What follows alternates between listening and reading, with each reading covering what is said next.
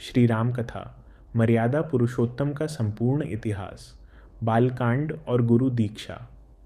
त्रेता युग के उस पावन काल में सरयू नदी के तट पर बसी अयोध्या नगरी के वैभव का कोई सानी नहीं था। वहाँ के राजा दशरथ न्यायप्रिय और प्रतापी थे, किंतु उनके जीवन में एक ही कमी थी, संतान का न होना।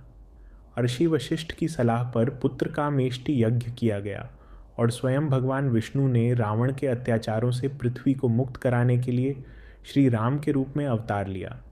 कौशल्या के राम, कैकेयी के भरत और सुमित्रा के लक्ष्मण व शत्रुघ्न, इन चारों भाइयों के जन्म से अयोध्या निहाल हो गई। चारों भाइयों ने गुरु के सानिध्य में वेदों और शस्त्रों की शिक्षा ली। अभी रामकिशोर ही थे कि ऋषि विश्वामित्र उन्हें अपने यज्ञ की रक्षा के लिए मांग ले गए। वहाँ राम ने ताढ़का जैसी भयानक राक्षसी का वध किया और अहिल्या का उद्धार किया। इसके बाद वे मिथिला पहुँचे, जहाँ राजा जनक की सभा में उन्होंने उस शिव धनुष को पल भर में उठा लिया जिसे कोई हिला तक नहीं सका था। धनुष के टूटते ही जय जयकार हुई और राम का विवाह सीता जी से संपन्न हुआ। अयोध्या कांड, त्याग की अग्नि परीक्षा।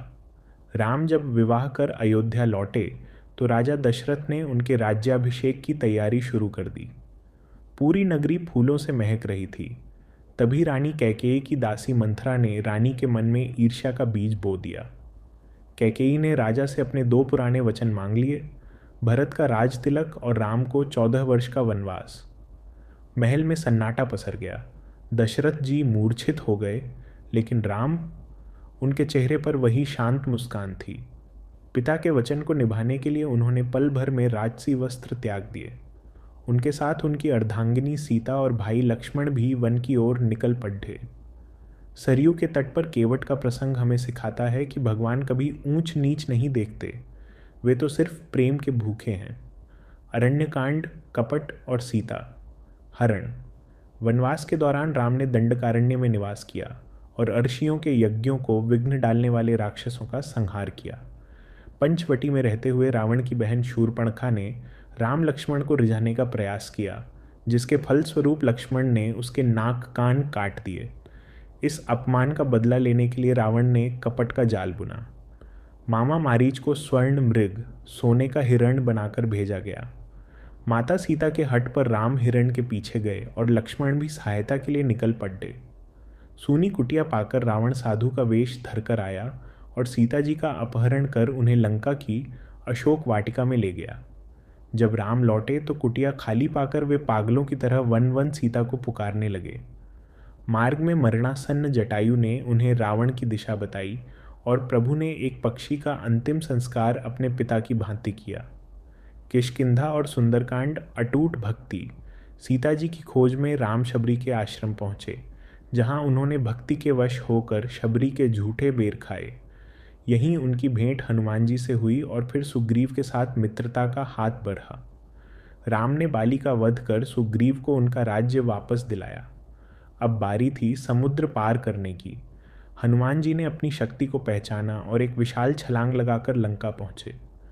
उन्होंने अशोक वाटिका में माता सीता को राम की अंगूठी दी और लंका जलाकर रावण के अहंकार को चुनौती दी। हनुमान जी ने वापस आकर राम को बताया, प्रभु, माता सुरक्षित हैं और आपकी प्रतीक्षा कर रही हैं।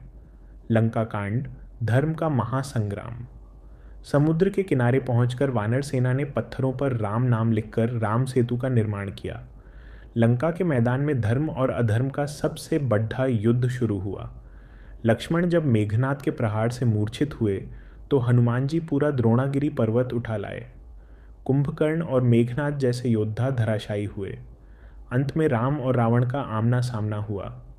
रावण के हर सिर के कटने पर नया सिर आ जाता था। तब विभीषण ने रावण की नाभि में अमृत होने का रहस्य बताया। राम ने अग्निबाण से रावण का वध किया और लंका पर विजय प्राप्त की।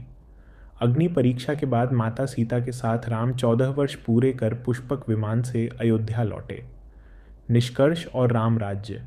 राम के आगमन पर पूरी अयोध्या दीपों की मालाओं से जगमगा उठी, जिसे हम आज भी दीपावली के रूप में मनाते हैं। राम का राज्याभिषेक हुआ और एक ऐसे शासन की स्थापना हुई जिसे राम राज्य कहा जाता है, जहाँ न कोई दुखी था, न कोई बीमार और न ही कोई गरीब। राम ने हमें सिखाया कि एक पुत्र, एक भाई, एक पति और एक राजा का धर्म क्या होता है।